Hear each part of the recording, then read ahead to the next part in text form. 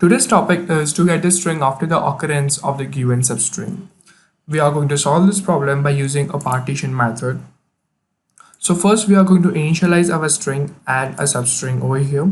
After that we are going to use the partition method in which we are going to pass the parameter that is a string 2, which we need to find it into a string 1. So that is string 1 dot partition of the string 2.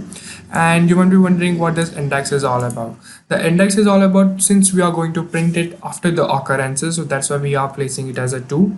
You can even place it as to the -1, and if you're going to place the 0, then it's going to show you the occurrence before the occurrence, that is the first occurrence. Let me say it into the another word, that is the is have been repeated the 2 times, that is this over here and over here again.